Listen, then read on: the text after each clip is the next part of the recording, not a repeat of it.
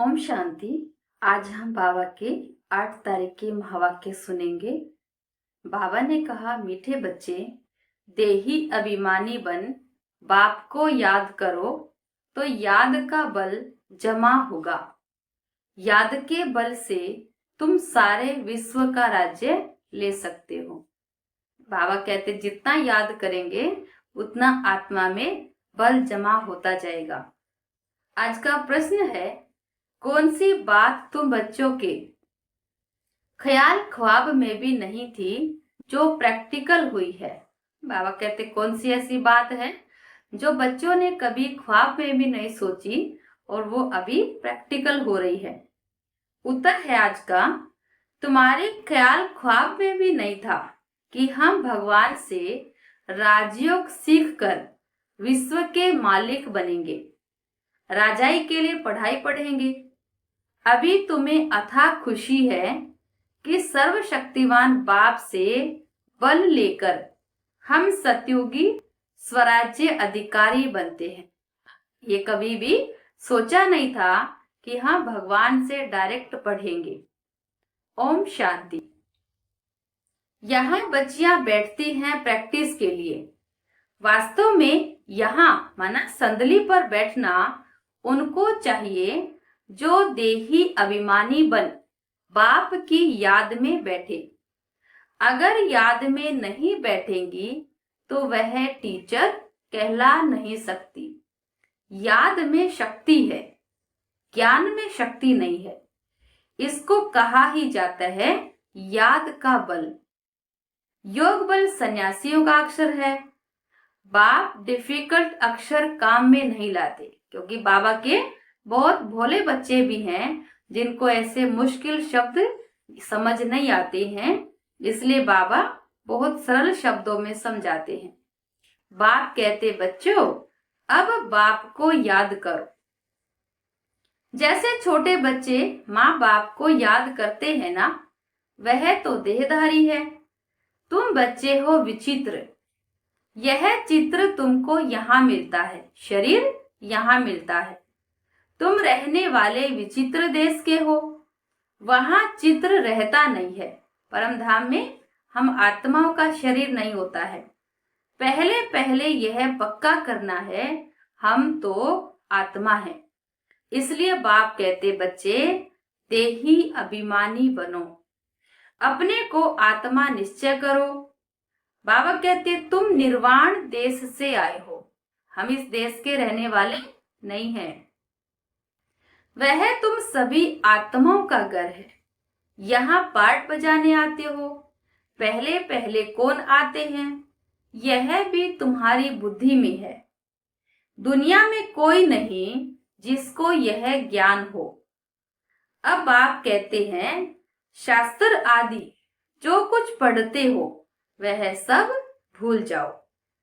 श्री कृष्ण की महिमा, फलाने की महिमा कितनी करते हैं, गांधी की भी कितनी महिमा करते हैं, जैसे कि वह राम राज्य स्थापन करके गए हैं।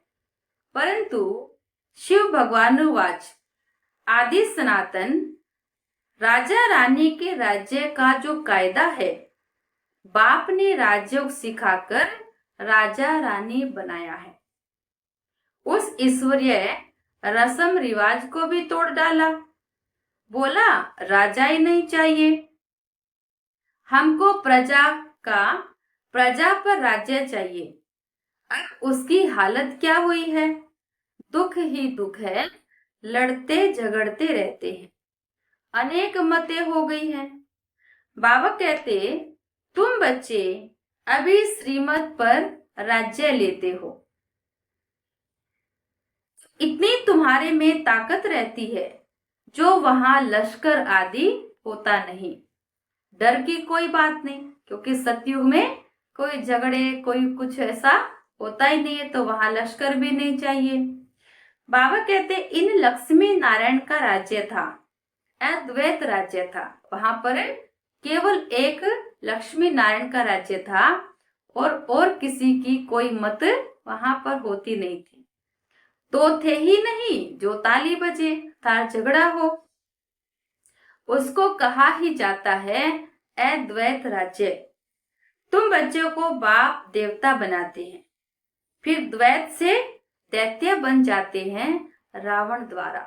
दैत्य माना असुर, जो देवता थे वही विकारों में जाकर दैत्य बन जाते हैं, असुर कार्य करने लग जाते हैं। अभी तुम बच्चे जानते हो, हम भारतवासी सारे विश्व के मालिक थे। तुमको विश्व का राज्य सिर्फ याद बल से मिला था, अब फिर मिल रहा है।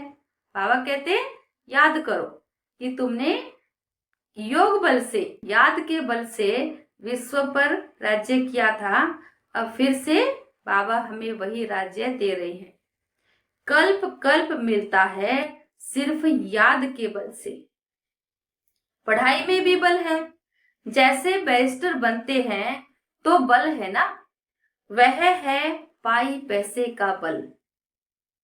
तुम योग बल से विश्व पर राज्य करते हो, सर्वशक्तिमान बाप से बल मिलता है।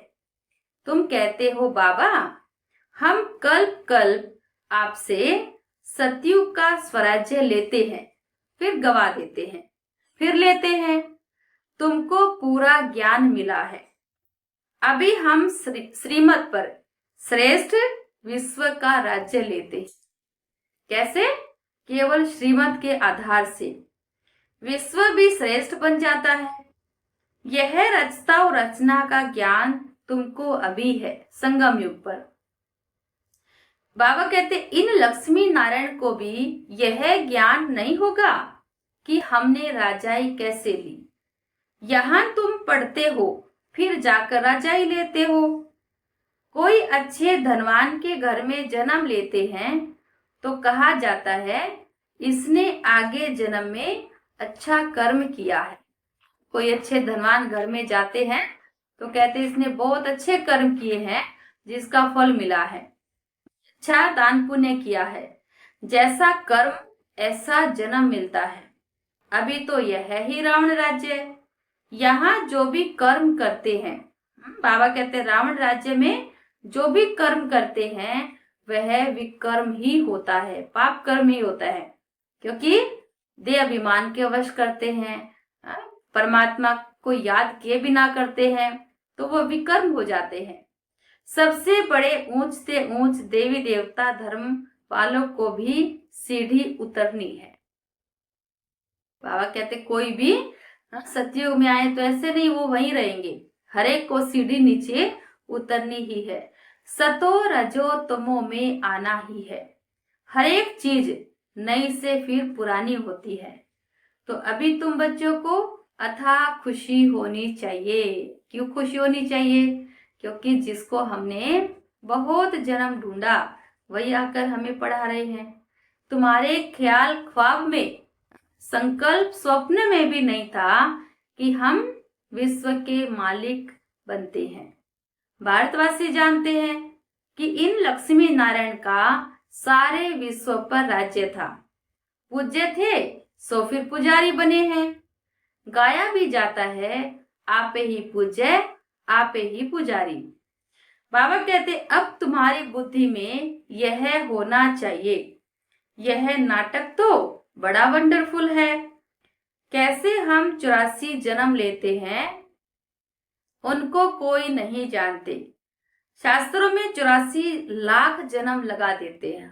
कहते मनुष्य के तो 84 लाख जन्म होते हैं, लेकिन बाबा ने कहा कि केवल 84 जन्म होते हैं, और वो भी बाबा ने बता दिया किस युग में कितने जन्म होते हैं।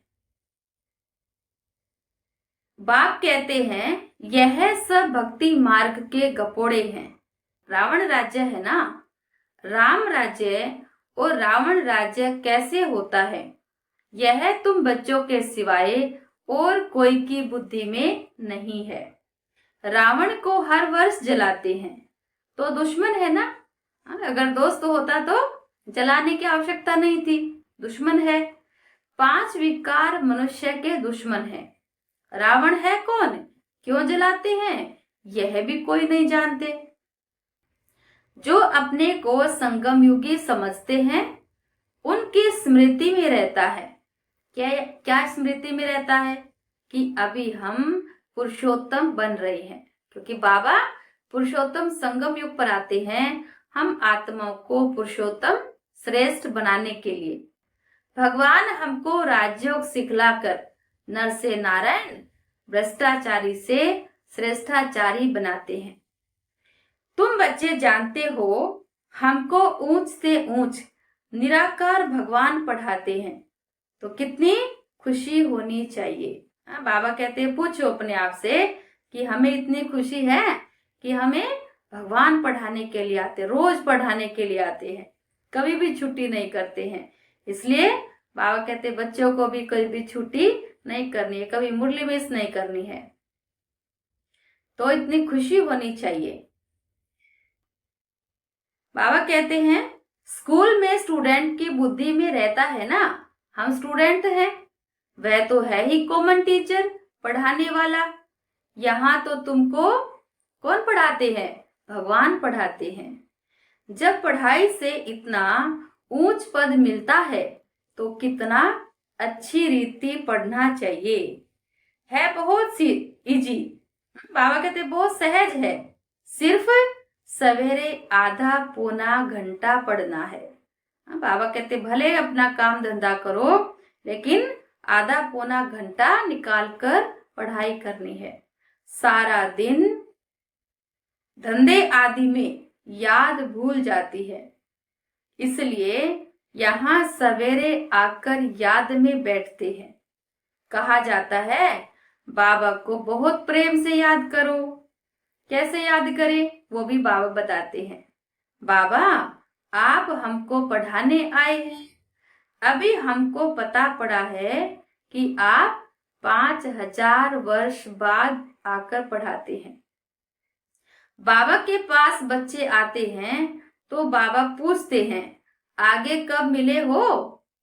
बाबा ऐसे पूछते थे, कोई भी बाबा मिलन के लिए जाते थे तो उनसे पूछते थे बच्चे कभी मिले हो। कोई कहते थे नहीं बाबा हम तो पहली बार मिल रहे हैं, तो बाबा कहते थे बच्चे फेल हो गए, क्योंकि बाबा कहते थे कि बच्चे 5000 वर्ष पहले भी तो मिले थे।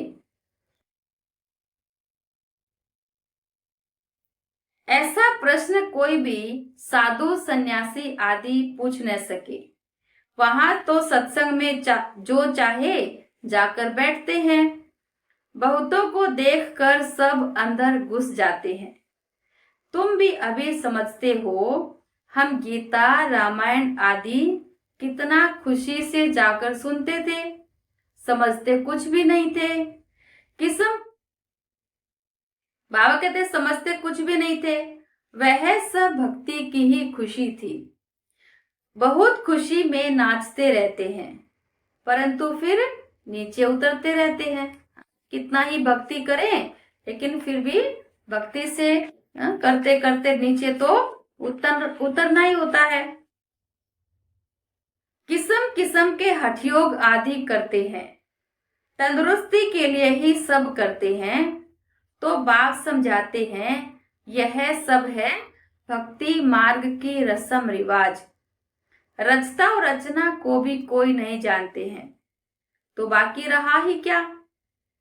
रचता रचना को जानने से तुम क्या बन जाते हो, और न जानने से तुम क्या बन पड़े हो। रचता रचना को जाना तो हम देवता बन रहे हैं, और नहीं जाना तो धीरे धीरे धीरे नीचे गिरती कला में आ गए। तुम जानने से सॉल्वेंट बनते हो, न जानने से वही भारतवासी इनसॉल्वेंट बन पड़े हैं। गपोड़े मारते रहते हैं, क्या क्या दुनिया में होता रहता है। कितने पैसे सोना आदि लूटते हैं। अब तुम बच्चे जानते हो वहां तो हम सोने के महल बनाएंगे। देखो बाबा कितना धनवान बना देते हैं कि वहां तो सत्युग में सोने के महल ही मिलेंगे। बैरिस्ट्री आदि पढ़ते हैं तो अंदर में रहता है ना, हम यह इम्तिहान पास कर फिर यह करेंगे, घर बनाएंगे। तुमको क्यों नहीं बुद्धि में आता है कि हम स्वर्ग का प्रिंस प्रिंसेस बनने के लिए पढ़ रहे हैं। खुशी कितनी रहनी चाहिए, परंतु बाहर जाने से ही खुशी गुम हो जाती है। पढ़ते हैं बाबा के पास तो खुश रहते हैं, और बाहर गए तो माया इंतजार कर रही है और खुशी गुम हो जाती है। बाबा कहते छोटी छोटी बच्चियां इस ज्ञान में लग जाती हैं, संबंधी कुछ भी नहीं समझते, कह देते जादू है। कहते इनको तो जादू लग गया। कहते हैं हम नहीं पढ़ने देंगे। इस हालत में जब तक सगीर है तो माँ बाप का कहना मानना पड़े। सगीर माना छोटे होते हैं ना, 18 साल से कम के होते हैं, तो कहते हैं कि उनको तो माँ बाप का मानना पड़ेगा, क्योंकि शुरू शुरू में दादियां भी बहुत छोटी होती थी। छोटे छोटे बच्चे बाबा के पास आ गए थे तो जो विरोधी होते थे वो वारंट ले आते थे कि ये तो नाबालिग हैं और ये अपने माँ बाप के बिना रह नहीं सकते हैं, तो उनको जाना पड़ता था। तो हम ले नहीं सकते, बाबा भी बहुत छोटे बच्चों को रख नहीं सकते थे, इसलिए बाबा ने फिर बच्चों के लिए स्कूल खोला था कि यहाँ लौकिक अलौकिक दोनों पढ़ाई पढ़ सकते हैं। तो बहुत खिटपिट हो पड़ती है। शुरू में कितनी खिटपिट हुई। बच्ची कहे हम 18 वर्ष की हैं, बाप कहे नहीं 16 वर्ष की है। 18 वाली को भी 16 की बना देते थे, क्योंकि वापस लेकर जाना होता था। सगीर है, छोटी है, झगड़ा कर पकड़ कर ले जाते थे। सगीर माना ही बाप के हुक्म में चलना है। बालिग है फिर जो चाहे सो करे। 18 वर्ष के ऊपर हो गए तो गवर्नमेंट भी उनको आजादी दे देती है कि जो चाहे वो कर सकते हैं, लेकिन बहुत छोटे हैं तो उनको माँ बाप के हिसाब से चलना पड़े। बाबा ने भी एक कायदा रखा, गवर्नमेंट के हिसाब से भी बाबा चलते थे। बाबा कहते छोटे बच्चे भी आते तो भी लेटर लेकर आओ माँ बाप से। कायदे भी है ना। बाबा कहते तुम जब बाप के पास आते हो तो कायदा है, अपने लौकिक बाप का सर्टिफिकेट चिट्ठी लेकर आओ। फिर मैनर्स भी देखने होते हैं, मैनर्स ठीक नहीं है तो वापस जाना पड़ेगा। ऐसा भी नहीं है कि चिट्ठी ले आए तो बाबा उनको रख ही लेंगे, नहीं, बाबा देखते थे कि ये सबके साथ चल सकते हैं, इनकी ज्ञान योग में रुचि है, तभी बाबा उनको रखते थे, नहीं तो वापस भेज देते थे। खेल में भी ऐसे होता है ना, ठीक नहीं खेलते हैं तो उनको कहेंगे बाहर जाओ, आबरू गवाते हो, इज्जत कम कर देते हैं। अभी तुम बच्चे जानते हो हम युद्ध के मैदान में हैं। कल बाप आकर हमको माया पर जीत पहनाते हैं। मूल बात है ही पावन बनने की, पतित बने है विकार से। बाप कहते हैं काम महाशत्रु है, यह आदि मध्य अंत दुख देने वाला है। जो ब्राह्मण बनेंगे वही फिर देवी देवता धर्म में आएंगे। बाबा कहते देवता अगर बनना है तो उसके लिए पहले ब्राह्मण जरूर बनना पड़े। ब्राह्मणों में भी नंबरवार होते हैं, कोई तो एकदम फिदा होते हैं, कोई सुनकर फिर चले जाते हैं, कोई एकदम निश्चय बुद्धि हो गई, कोई फिर थोड़े दिन आएंगे, सुनेंगे, देखेंगे और चले जाएंगे। तो बाबा कहते हैं कोई तो जल मरते हैं, कोई फिर फेरी पहन कर चले जाते हैं। यहाँ भी आए हैं, कोई तो एकदम फिदा होते हैं, कोई फिर सुनकर चले जाते हैं। आगे तो ब्लड से भी लिख कर देते थे बाबा हम आपके हैं, फिर भी माया हरा लेती है। इतने पक्के बच्चे जिन्होंने बाबा को ब्लड से लिख कर दिया कि बाबा हम आपको छोड़कर कभी नहीं जाएंगे, और फिर भी माया उनको ले गई। देखो कितना संभाल करने की जरूरत है। इतनी माया की युद्ध चलती है, इनको ही युद्ध स्थल कहा जाता है, यह भी तुम समझते हो। परमपिता परमात्मा ब्रह्मा द्वारा सभी वेदों शास्त्रों का सार समझाते हैं। चित्र तो ढेर बना दिए है ना। नारद का भी मिसाल इस समय का है। सब कहते हैं हम लक्ष्मी नारायण को वरेंगे। बाप कहते हैं, अब बाबा क्या कहेंगे? कहते तो कि हम लक्ष्मी को नारायण को वरेंगे, लेकिन बाबा क्या कहते हैं? अपने अंदर को देखो, हम लायक हैं लक्ष्मी नारायण को वरना कोई छोटी बात है क्या? उनके दुनिया में जाने के लिए भी उनके जैसा बनना पड़ेगा। तो बाबा कहते देखो, हमारे में कोई विकार तो नहीं है, नारद भक्त तो सब है ना। यह एक मिसाल लिखा है। भक्ति मार्ग वाले कहते हैं हम श्री लक्ष्मी को वर सकते हैं। बाप कहते हैं नहीं, जब ज्ञान सुने तब सदगति को पा सकें। और बाबा कहते मैं पतित पावन ही सबकी सदगति करने आता हूं, करने वाला हूं। अभी तुम समझते हो, बाप हमको रावण राज्य से लिबरेट कर रहे हैं। वह है जिस्मानी यात्रा। भगवान वाच मन मना भव। बस इसमें धक्के खाने की बात नहीं है। वह सब हैं भक्ति मार्ग के धक्के। आधा कल ब्रह्मा का दिन, आधा कल ब्रह्मा की रात। तुम समझते हो हम सब बीके का अभी आधा कल्प दिन होगा। सतयुग और त्रेता आधा कल्प दिन होगा। हम सुख धाम में होंगे, वहां भक्ति नहीं होती। सतयुग में कोई किसी की पूजा पाठ नहीं करते, क्योंकि वो है ही दैवी दुनिया। वहां भक्ति करने की, पूजा करने की जरूरत नहीं, हर घर मंदिर होता है। अभी तुम बच्चे जानते हो हम सबसे साहूकार बनते हैं, तो कितनी खुशी होनी चाहिए। तुम सब पहले रफ पत्थर थे। बाबा कहते पहले तुम कोई काम के नहीं थे। अब बाप सिरान माना धार पर चढ़ा रहे हैं, तराश रहे हैं। बाबा जोहरी भी है ना। हम सब आत्माओं की अंदर से खाद निकाल रहे, अलाई निकाल रहे हैं, उनको एकदम परफेक्ट बना रहे हैं। ड्रामा अनुसार बाबा ने रथ भी अनुभवी लिया है ना, जिनको हीरे तराशने का अनुभव था। गायन भी है, गांव का छोरा। श्री कृष्ण गांव का छोरा कैसे हो सकता है? वो तो सतयुग का प्रिंस है, वह तो सतयुग में था। उनको तो झूलों में झूलाते हैं, ताज पहनाते हैं, फिर गांव का छोरा क्यों कहते हैं?